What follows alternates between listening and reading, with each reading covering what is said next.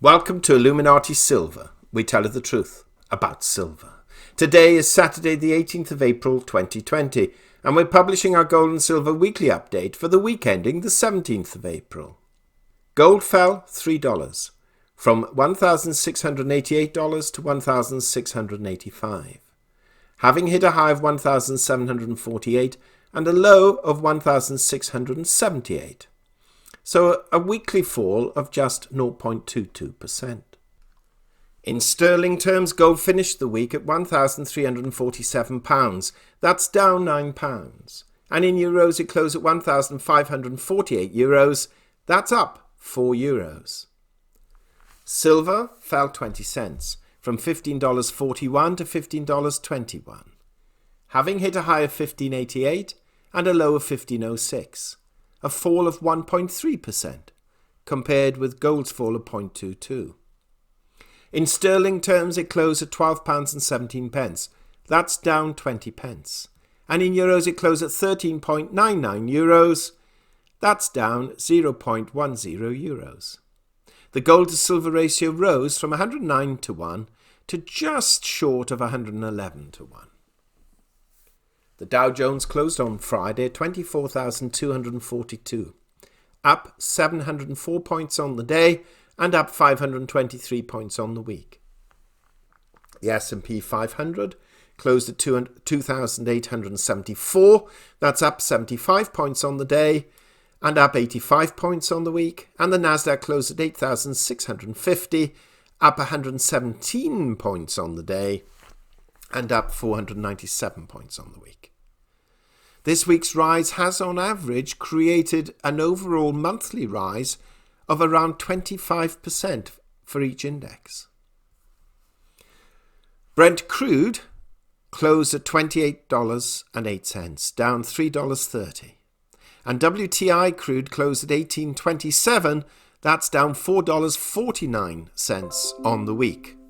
So clearly, oil prices are under severe pressure. The dollar index now stands at 99.78. That's up 0.30 on the week and slightly below its week's high, which did actually stretch over the 100 mark. Now, we concluded last week's video podcast with the following words, quote, "So the next few weeks are indeed going to prove quite interesting for gold and silver. The only aspect really fighting against gold and silver's further rise is any re-emergence of equity markets, which is possible with a level of stimulus being introduced, and of course a lot of overhead having been got rid of due to unemployment, might encourage companies to be more discerning and conservative in their re-employment practices, thereby reducing costs further. We're of the view that precious metals will maintain their strength over the coming months, though as with all investments there will be pullbacks. But again, we still have an eye on the US dollar, as that story has not truly unfolded as yet." Unquote. Well, last week we saw gold rise quite strongly early, only to subside on Thursday and Friday, closing only marginally above session lows. Clearly a degree of profit-taking occurred, but we suspect also there appears, at least short-term, a newfound confidence in the equity markets. How long this continues for is frankly difficult to predict, but once American states start trading again, it would not be surprising for equity markets to regard this as positive news.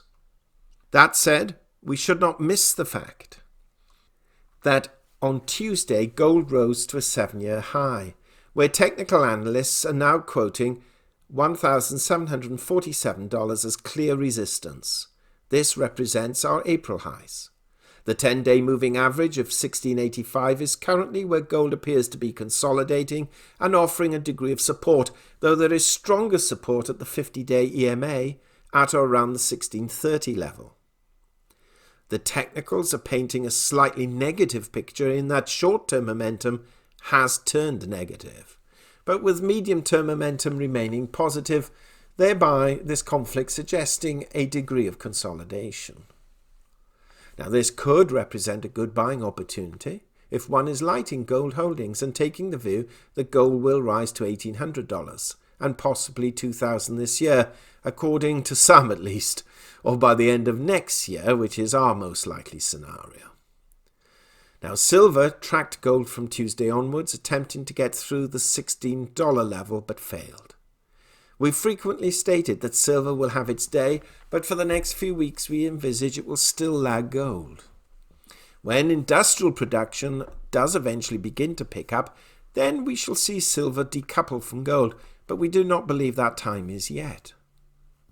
Now, that said, if one is looking to buy silver for the long term, then to be candid, it makes little difference if you pay $16 or $15 or $14 for it. But just watch out for the physical premium still being charged. They will eventually come down, and a word of caution to the pumpers. When this market corrects itself again, as it has done on numerous occasions previously, you had better pull down the nonsensical videos you're producing at the moment, because we're individually now going to name and shame you.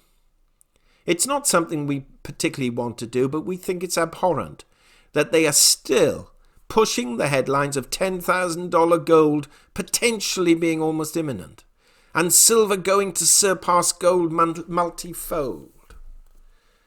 You see, we answered someone's question, which we were sent by email yesterday, and we quoted Jim Rickards, the so-called authority on gold prices, the insider who's revealing all, who said gold was going to rise or likely to rise to $10,000 by January 2018. Yes, 2018 $10,000 gold, and we've all seen where gold was then. These people are, in our view, despicable and preying on your fears. If gold reaches $2,000, you'll have a result, a good result. And shame on some of these guys. The gold and silver environment has never been so good, potentially, particularly gold, and we're nowhere near those ludicrous prices they're quoting or predicting it's going to occur anytime soon.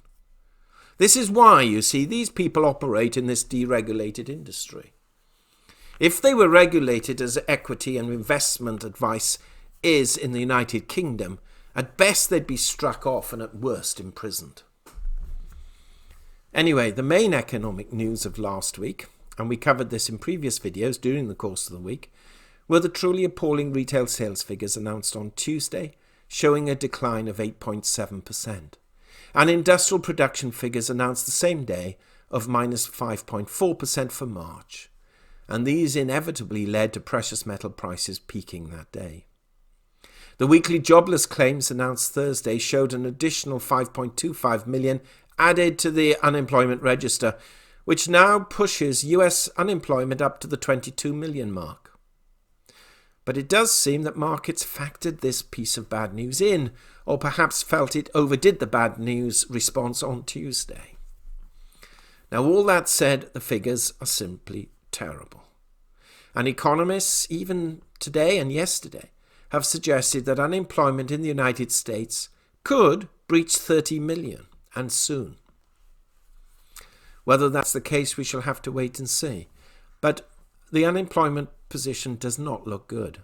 And as we suggested earlier, when markets and the economy starts to recover, we're just simply not convinced that the previously high levels of employment will be achieved. Certainly not for some considerable time, and we're talking years, not months. So now let's take a look at this week's US economic news. On Monday, we have the Chicago Fed National Activity Index for March. Tuesday, existing home sales for March. Wednesday, nothing scheduled. Thursday, weekly jobless claims with a potential additional 4 million to be added. Plus the market manufacturing and services flash PMI for April, with the real figures then coming through the following week. And new home sales for March. And on Friday, durable goods orders for March and the core capital goods orders for March. And we have, which will be interesting, the consumer sentiment index for April. So Thursday, an important economic day, complemented then on Friday. So again, analysts will be watching the weekly job figures in particular. Now, we read an interesting article written by the Gold Forecast. And whilst we do not always agree with them, we do think it's worth quoting their assessment written yesterday here. This is what they said, quote, It may have gone as soon as it appeared gold above $1,700 per ounce was short-lived, as market forces and a changing market sentiment took the precious yellow metal $37 lower today, with gold futures currently fixed at 1694.50. The first indication that gold futures might correct occurred on Tuesday, April the 14th. This was also the same day that gold futures traded to the highest level of 2020, when it traded to an intraday high of 1788.80. The indication which we spoke about on Tuesday, Wednesday as well as Thursday was the development of a 3-day candlestick pattern called a three-river morning star. On Monday, gold futures had closed at 1760, the former highest price this year. This was until Tuesday, when price had opened above the close of Monday's candle and closed at approximately the same price point, which formed a doji star in the evening position. On Wednesday, gold opened below Tuesday's opening price, creating a gap above the star above the highs of Monday and Tuesday. These three candles collectively completed the pattern. The following day, on Thursday, gold pricing resulted in a red candle that contained a lower low and a lower high than the previous candle or star. Most candlestick technicians believe that on any short-term pattern, one should wait for a confirming candle, which gives the prior signal much greater weight. Thursday's candle confirmed the pattern which began on Monday. Today, gold had the largest single-day decline this week, which resulted in a lower weekly close. Many analysts, including myself, believe that this current price weakening will be short-lived at best, so the question becomes, at what price point will gold find support?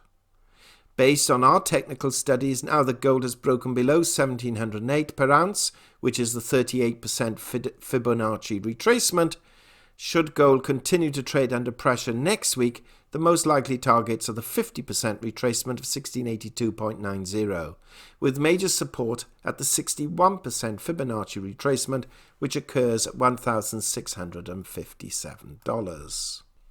Unquote. So an interesting technical perspective there. We've already expressed what we believe is likely to happen, and it's not really out of line with what's been said here in relation to gold. So what do you think? Do you agree with what's been said, or do you totally disagree and feel either gold is going to fall considerably further, or alternatively rise to breach that $1,800 level any day soon? Do share your thoughts. We'll be interested to hear them. Thank you so much for listening. If you haven't already done so, please subscribe to our channel and press the bell sign so that you're notified of our videos as and when they're published. Not forgetting that we do update our Richard and Greg channel every few days, and if you haven't already done so, please subscribe to that one too. And as we state now each and every week, we hope that you have an enjoyable and safe weekend, and of course, week ahead. We hope you have found this video interesting and informative, and if so, please give it a thumbs up and share it on social media. Please ensure that you have subscribed to our channel and press the bell sign so that you are notified of any future videos. Also, kindly visit our website at illuminatisilver.com, and if you haven't already done so, please subscribe either as a free or paying member for regular email updates and offers. Disclaimer: Illuminati Silver owners come from a background of banking, international wealth management and economics. Having now retired from these worlds, we are not qualified to give investment advice. Therefore, this and other productions must not be deemed to be giving such advice and merely represent the personal views of its owners.